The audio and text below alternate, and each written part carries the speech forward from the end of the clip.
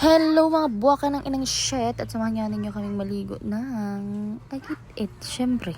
At ayan nga, nakakatawa kasi lunes na lunes talaga mag-aakitan para maligo lang doon. At dahil nga mahihilig maligo itong mga tao na ito, syempre sasama tayong lahat. Pero lang ang aking isang kapatid kasi nga may pasok siya sa school.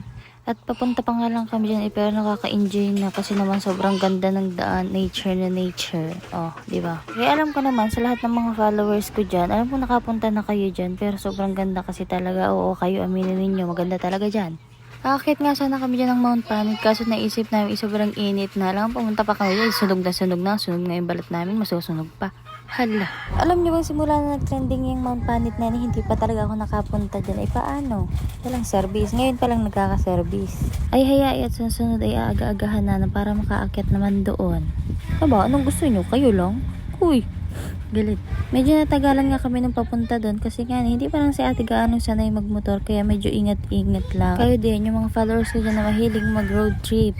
Ingat-ingat kasi usang aksidente. Oo, pansin ko talaga na daming na-aksidente ngayon kasi naman kala mga agawan ng kalsada. Ay nako, kung ayaw niyong buhay ninyo ang agawin ay mag-iringat. Hala. Joke lang yun, basta mag-iingat kayo mga putang. Charot. So ayan na nga, sobrang lapit na namin dyan. Kung kayo naman nakakadaan dyan at lagi kayong nandyan, syempre alam nyo na yan.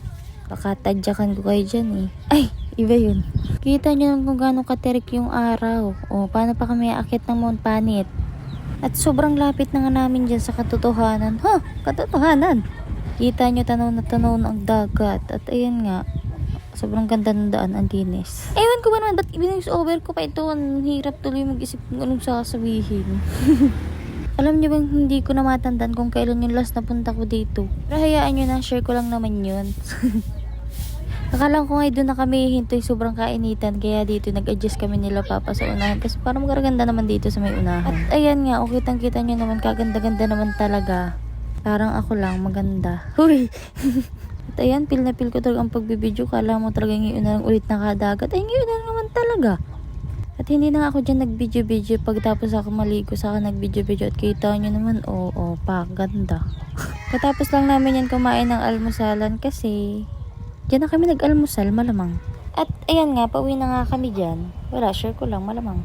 Kasi medyo masakit na talaga sa balat ang araw. Kaya, uuwi na. At habang pauwi nga kami, nakita nga ni Papa sobrang linaw ng mata sa mangga. Hindi yan mangga, Indian mango yun. Basta yan. Sobrang sarap, sobrang tamis. Sayang nga lang kasi hindi namin nakita yan nung pupunta kami ng dagat. Hindi sana may lalamunin kaming mangga. Siya, hanggang dito na lang mga buwaka ng inang shit kong mahal. Goodbye. Diba? Siningit ko pa talaga yan. Gusto ko lang talagang magpapansin sa inyo. Okay na. Sige na, Clarice. Tama na. Nagpay na ako